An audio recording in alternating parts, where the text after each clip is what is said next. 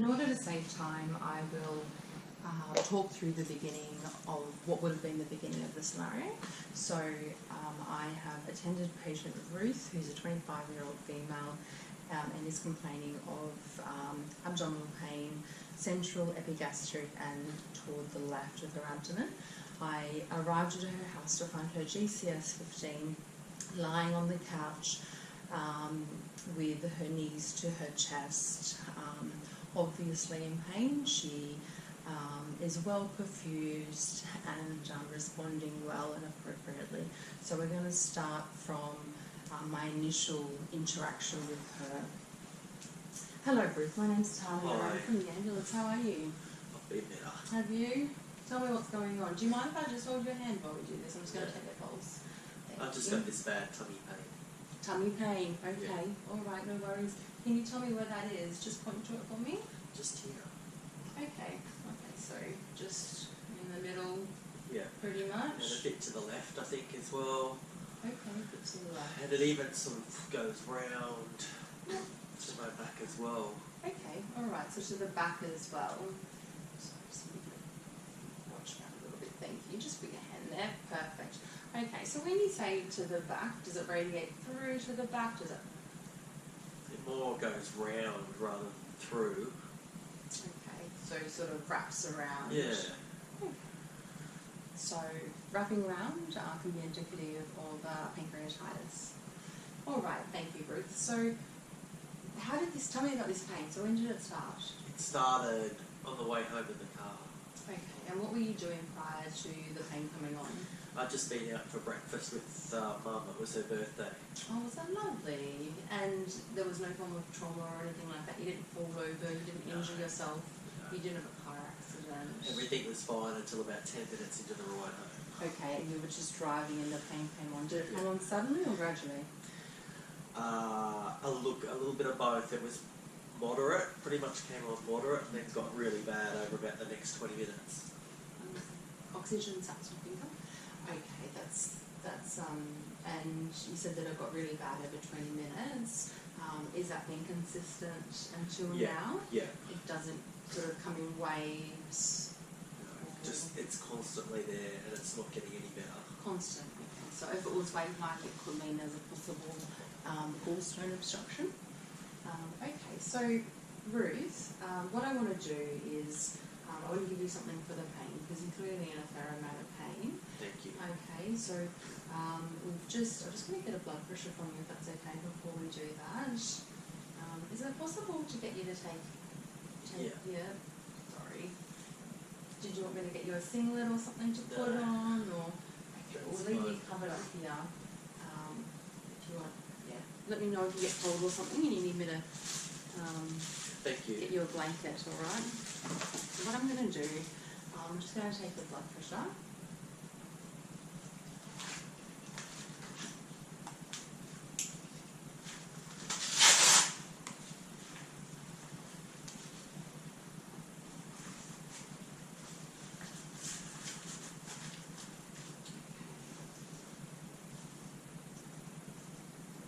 Thank you, just relax your arm.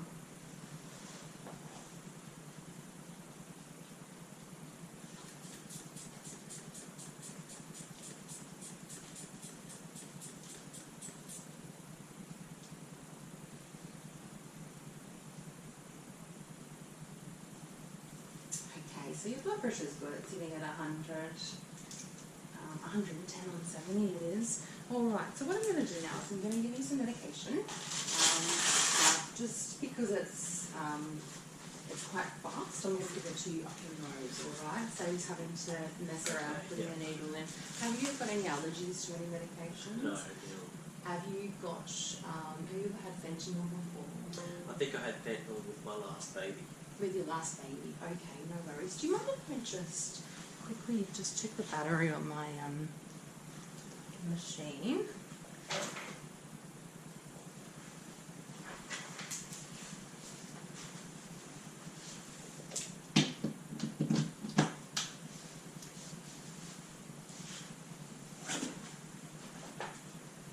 Sorry, we can't have that running out. I need that to write up. Okay, great. So sorry, just with the first baby, is that right? And no problems when you had the fentanyl? No. Can you tell me, are you feeling nauseous or? A little bit, yeah. Yeah, okay. So what we'll do, I'll give you some fentanyl and then we'll go and help with the nausea. Okay. So I'm going to administer 100 micrograms of fentanyl intranasally. I have decided not to administer methoxyfluorine as I don't believe the patient will be able to take a deep enough breath due to the pain in the chest. And an intranasal dose is a quick option as the patient's in significant pain. So I'm going to administer 50 micrograms up each nostril. So I've drawn that up, and that's it. Just relax, you don't need to do anything. There'll be yucky taste down the back of your throat, that's all. It was okay. Oh, that's good, I'm glad to hear that. Alright, Ruth, so what I'm going to do now is I'm going to take an ECG or take basically a picture of your heart, if that's okay. So Yep. I'll just put some dots on you. Okay, that's it. And over here. Great. Alright, so if you just want to, would you mind rolling on your back for me? Yeah, I can try. Just keep you nice and covered and warm. That's it. Well done, you did really well, thank you. The pain relief will start working soon. Okay. Alright, so just hold nice and still for me. Okay, so I've captured a 12 lead. It shows a sinus attack at 100 beats per minute. No other abnormalities detected. Okay, Ruth, so I'm just going to do a couple of other things like take your temperature and is that okay? Yeah. Great, okay, so I'm just going to take your temperature just in your ear, that's it. So that comes back at 38. Ruth, that then suggests that you might have a bit of an infection somewhere.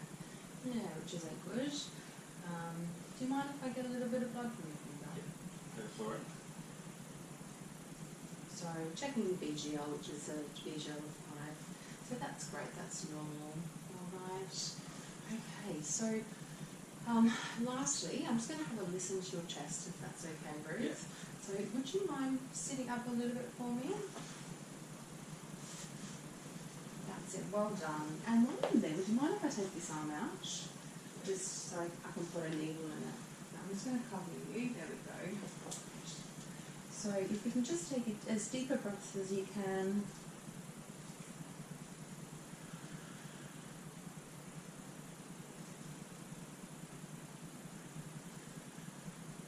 Well done. Just a few more.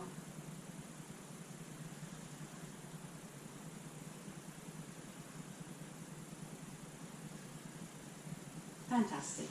And now you can just lay back if you'd like. Thank you. Excellent, well done. All right, Ruth, so now I'm just going to put a needle in your arm, okay? So what we'll do is I can give you some medication for the nausea as well, and also we can give you some more pain relief. Okay, yeah, that sounds All right, so I'm just going to put the tourniquet on. Now, I'm going to put an 18 gauge in the ACF as I plan to draw some blood to use on the eye stat. So I'm just going to put a needle in your arm, okay? So while I'm doing that, I want to have a bit of a chat to you, okay, Ruth? So sharp scratch, sharps out, and there we go. All right, so Ruth, in regards to this pain, you've never had this before, have you? No. That's all taken down. Just quickly, have you had any paracetamol today? No. Okay. Would you like some paracetamol? It would help. Yeah, with the pain and also Okay, yeah. fever. So, there we go. There's 2 paracetamol tablets there. You're okay with tablets? Okay, have you got some water? Oh yes, of course. Here we go.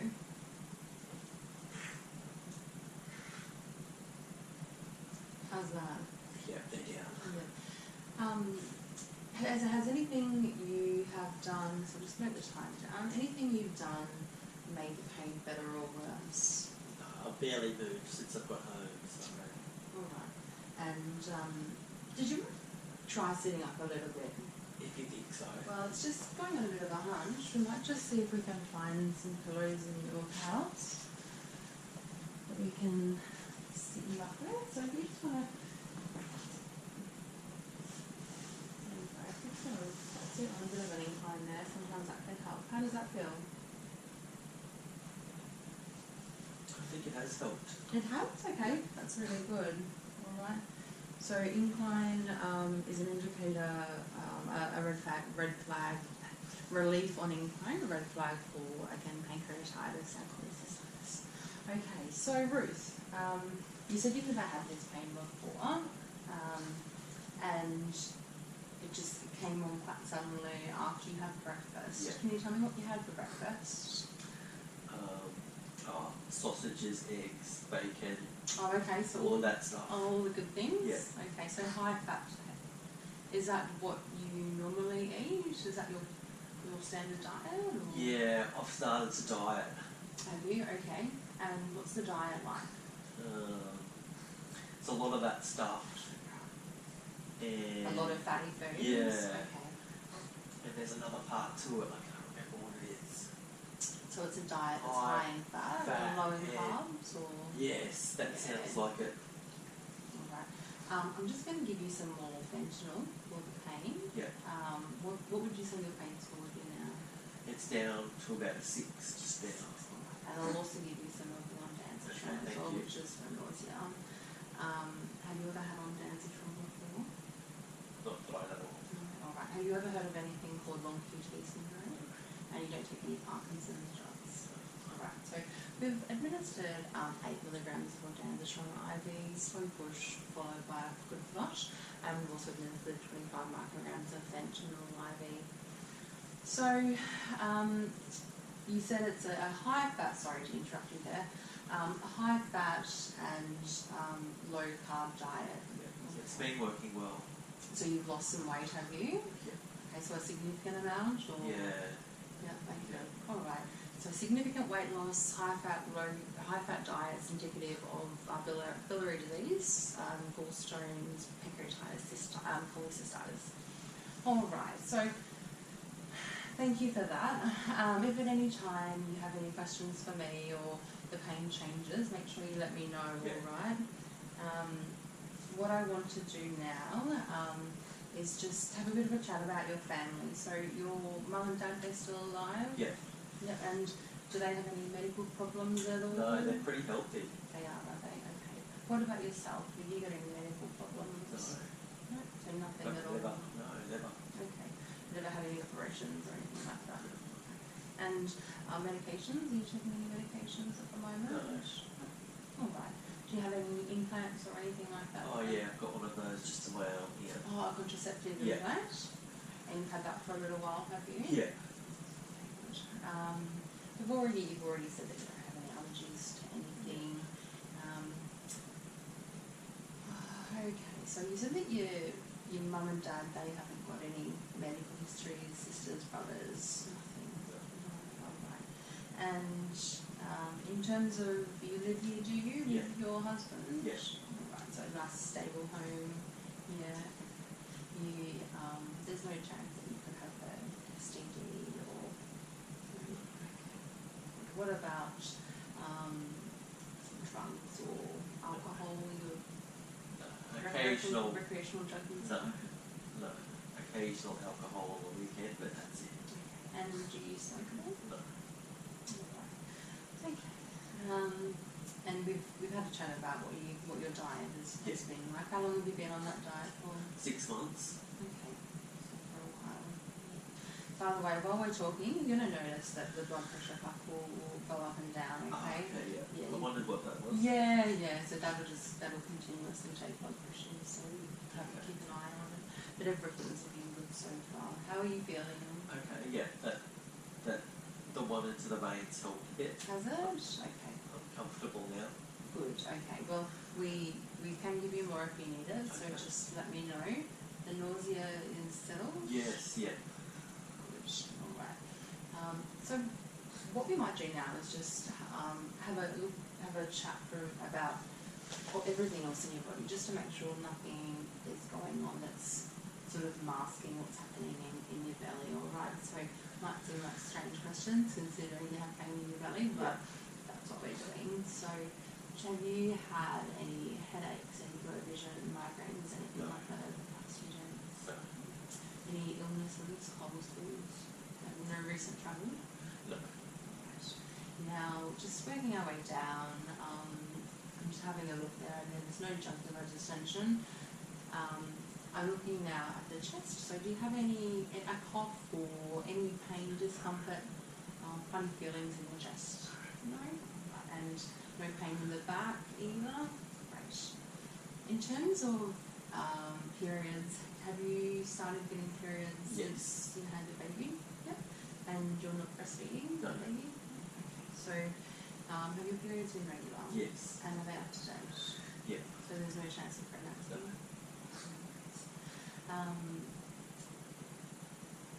Have you had any problems with your bowels recently? Have you opened your bowels today? Yeah. Yeah. Before we went to breakfast. Okay, and no diarrhea or constipation, and there was no blood in the stools? No. It wasn't overly smelly or dark? No. In terms of urine, you haven't had any pain when urinating, any blood in your urine? Not that I noticed. Oh, right, that's good. And you said that you had a couple of vomits today. Any blood in the vomit, or was it primarily food? It was just food. Yeah. Some of the stuff I ate. Okay. All right, that's good. We're going back to the belly here. I'll just get you to put your arms down by your side. So you wouldn't describe the pain as tearing or ripping in nature, would you? And there's no obvious pulsatile masses, which tends to exclude it as we put the air. All right, now are you relatively comfortable the way you are? I'm going to have a better look at your belly now. Okay, so for me to do, have a look at your belly. I'm going to have a look at your head and your hands, okay, just because they're all interrelated. Would you mind just putting your legs flat for me? Is that comfortable? Or Yeah, would you... no, that's okay. Okay. All right, so I'm just going to have a look. Excellent. So visualising the patient, looking for any sort of clues. So what I'm seeing is that the patient is a healthy weight. There's no obvious, as I said before, pulsatile masses. There's no obvious distension or which could indicate an ascites. There's no bruising. There's no bruising. There's no obvious scars, which could obviously indicate previous surgeries. Okay, so next what I'm going to do is just have a look at the. That's it. So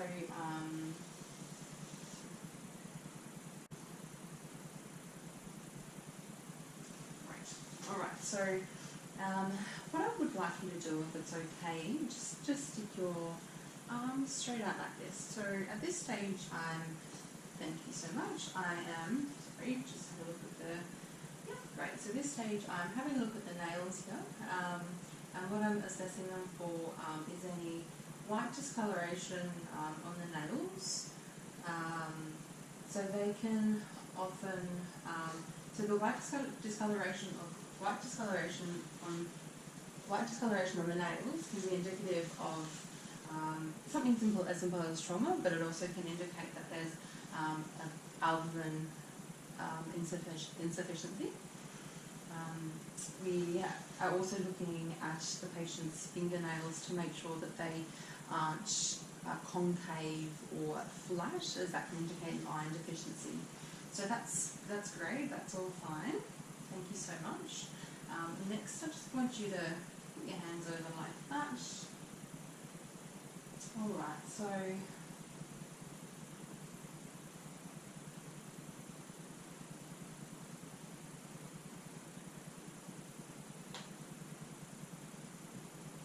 All right, so that's good. We're looking at a couple of things here. So we're looking for nail clubbing, which is essentially the opposite of what we're looking for before. And it can be indicative of like inflammatory bowel disease or primary biliary cirrhosis. The other thing that we're looking for is the palmar erythema, which is the rash on the top of the hands. Okay, and that one, can be indicative of just some form of liver disease, whether it's a liver cirrhosis or hepatitis. Thank you so much. Sorry, your arms are getting sore. Thanks, Ruth. Sorry, Ruth. Just one more thing. So I'm just going to get Ruth to just extend your hands out and palms up for me. Great. So at this stage here, I'm looking for any form of tremors. Okay, so there's no tremors that are obvious in Ruth's hands when they're bent. If there potentially was, then that again could be indicative of some form of hepatic disease, normally a hepatic and encephalopathy. Okay, great. Thank you. Sorry about that, Ruth. I'll just get you to put your arms down by the side. That's it. Okay, so just having a good observation of arms. And I can see here that there's no obvious needle tracks, there's no needle marks, which could indicate that their patient may have Hep C or Hep B. We're also looking at to see if there's any petechiae or bruising, which would indicate potential platelet dysfunction. And that's negative for Ruth. Next, we're going to look at Ruth's eyes. So we're just going to ask Ruth to pull down her bottom eyelid if you could. Well done, thank you so much. So we're looking at the eyelids to see whether there's any indication of jaundice, which is indicative of biliary or liver disease. Jaundice is often first visible in the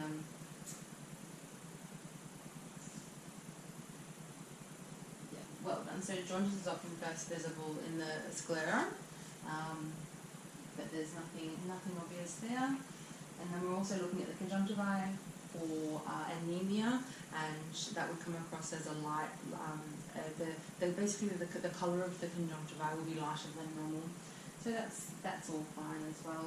Next, Ruth, I'm just going to get Ruth to open up her mouth, and I'm looking inside her mouth here. So I'm looking in the mouth for glossitis, which would potentially indicate a B12 iron deficiency. I'm also looking for the cracks or inflammation in the corners of the mouth, angular stomatitis, so that would indicate potentially a B12 anemia, B12 or iron deficiency as well. I'm going to get Ruth to stick the tongue out, get a better look at the tongue. So the glossitis appears negative, inflammation of the tongue. That's great, thank you, Ruth. And just your tongue to the roof of your mouth. Also looking here for any sort of mouth ulcers, which potentially could indicate Crohn's disease. Okay, that's great. Now I'm just going to have a feel of, probably from behind here, just have a feel of the nodes, the lymph nodes around Ruth's, the supraclavicular lymph nodes, just to make sure that they aren't enlarged at all. Okay. So they all seem fine. The one that we're looking for at the one we're looking at in particular is known as Virchow's node, and that's on the left side, and the supraclavicular node on the left side is responsible for lymphatic drainage of the abdomen and GIT. So if that's enlarged, it can indicate GI malignancy. All right, thank you, Ruth. And I'm just having a look here at Ruth's chest. We're looking for any spider nevi which could indicate, which are essentially what we're looking for is just red dot that has sort of extensions of red around it, anywhere on the chest or even on the abdomen, which could be indicative of a chronic liver disease. So again, that's negative. Just seeing how we're going with the time here, Ruth. We're running out of time quite fast, so I'm going to speed up the process of the abdominal examination, and we're going to start by just having a superficial feel. I'm going to start by actually auscultating the abdomen. I've already inspected it. I've noted that there's no pulsatile masses, there's no distension, there's no obvious bruising, there's no non-pulsatile masses the abdomen is not rigid and it's not distended. So we're going to just have a listen to bowel sounds. Now normally I would listen longer than that, but for the sake of time, bowel sounds occur every 10 to 20 seconds, sometimes longer. And we also listen for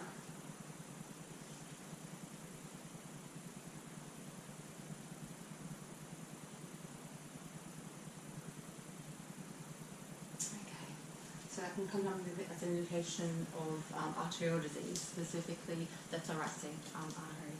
Okay, right. So next I'm going to palpate Ruth's abdomen. So it's going to be to start with a superficial palpation using my hand, and we work our way up to the point that is most painful. Yeah, is it starting to get just there? Is it? Okay. So we're just going to gently touch it. Around there, yeah. Okay. All right. Okay. Ruth, when I push here, is there any pain? No. No. What about when I let go? No. Negative for rebound tenderness, which is suggestive that there's some appendicitis. Now, Ruth, the pain didn't start anywhere else and move to the middle of your stomach, did it? It just started in the middle of your stomach. Sometimes with ectopic pregnancies that have, where the ectopic in the fallopian tube has burst, the pain can migrate to the centre of the abdomen, but it does generally start in the... Yeah, it's painful. Just there, okay, no worries. So just nice and gently. Alright, so I've done a superficial, I've done a deep palpation.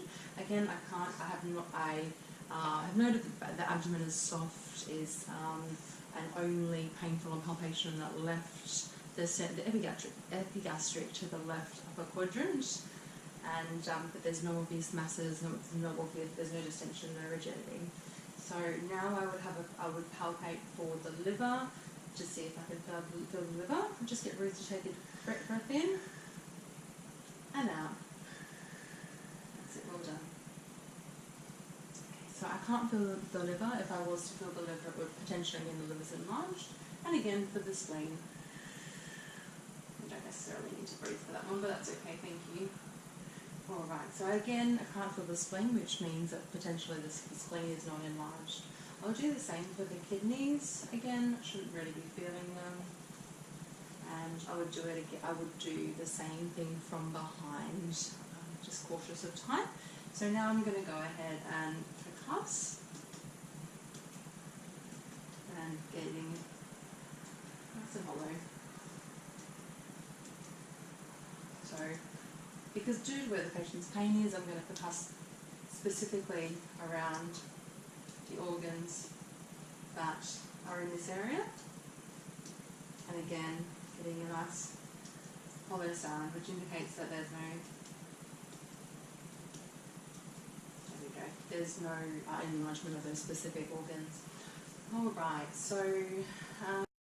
Okay, so with a few minutes to go, I hope to verbalise the remainder of the scenario and also explain in a bit more detail the pathophysiology. So first thing is to let Ruth know that her symptoms are consistent with an acute pancreatitis, and that is secondary to what I believe to be gallstone obstruction, or gallstones.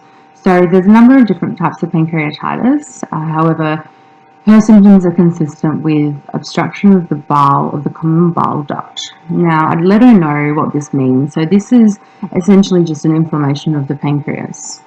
I would tell her that this happens as a result of a cholesterol stone, or what I believe to be a cholesterol stone in her case, being excreted into the pancreas and becoming trapped in a common bile duct.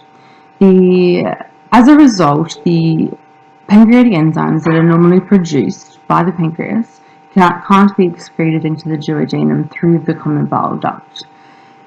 They therefore go on to irritate and inflame the pancreas. The enzyme trypsin specifically causes cell destruction, or destruction of the working cell of the pancreas, which is the ASAR cell. As a result of the cell destruction, cell destruction will go on to result in necrosis of the tissue or cell death.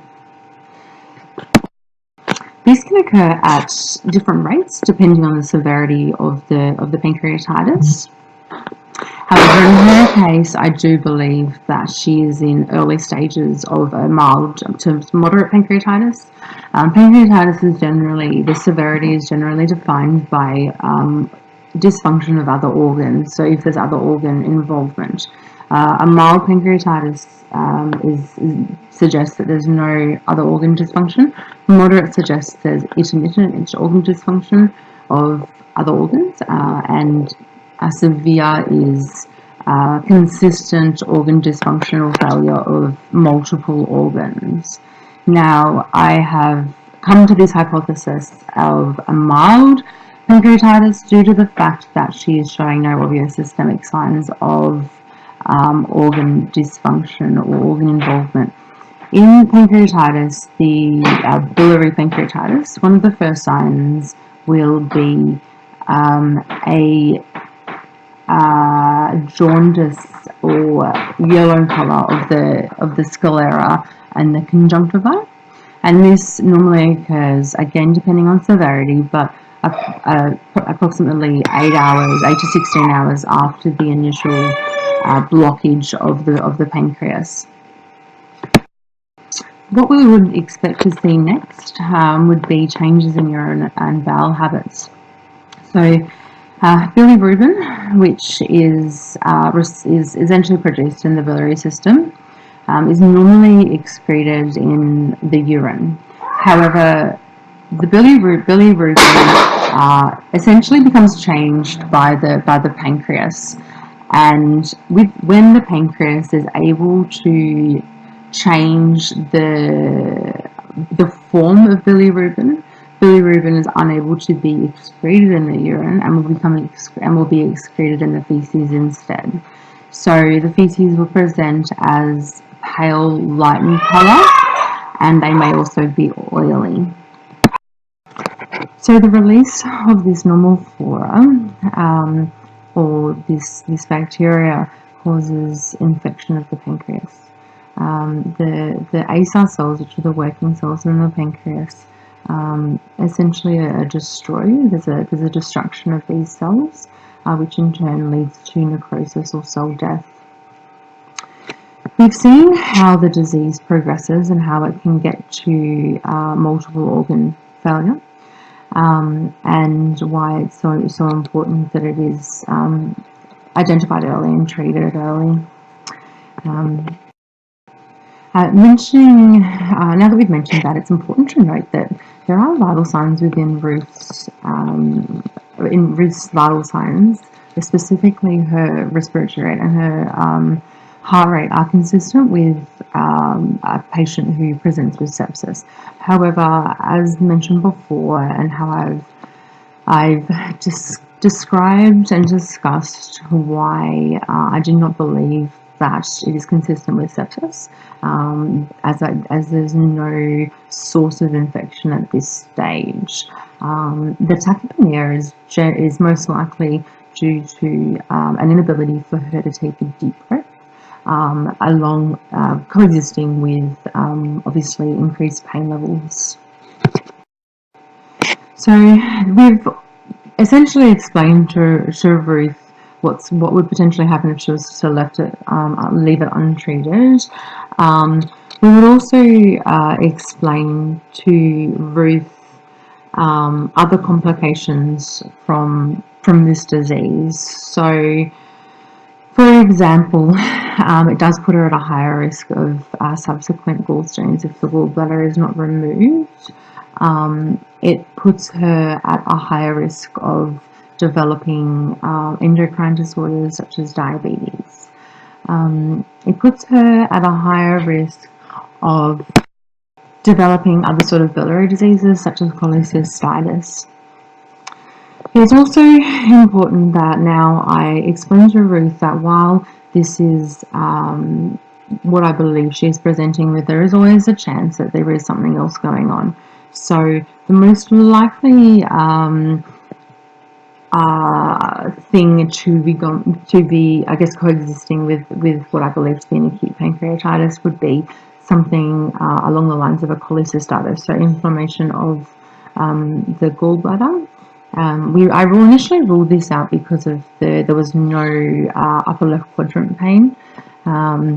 There's also possibilities of something like an irritable bowel disease. However, she's not presenting with any abnormalities with her bowels, and due to the acute and sudden nature, as well as the description of the pain, we ruled out the irritable bowel disease.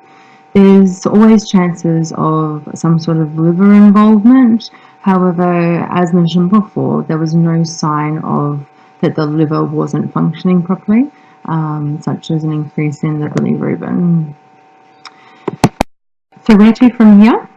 We would use the blood that we took from her IV in the iStat machine and assess certain levels. So the hemoglobin, to ensure that we are correct in assuming there's no hemorrhage. We would assess her hematocrit levels. A decrease in hematocrit levels can indicate that it's a more severe form of pancreatitis. Creatine levels are often out with pancreatitis. We also assess her lactate levels to make sure there is no other organ involvement or organ dysfunction. But there are, at the hospital, we don't have access to assessing pancreatic enzymes, but that will be the main predictor of whether the pancreatitis has been a accurate diagnosis or not. So I will explain to Ruth what she would expect from here on out. So she would arrive at the hospital. They will most likely do an ultrasound. They may or may not see something. The pancreas is generally hidden by the stomach, so they may need a CT scan in order to be able to give an accurate diagnosis. They'll obviously do blood tests, and they will help to manage her pain. Our management from here on out will consist of ensuring her pain remains controlled. We will maintain her in a position of comfort and monitor her very closely. Obviously, at this point in time, she is presenting as having a mild form of pancreatitis, but we know that disease progression can happen quite quickly for whatever reason.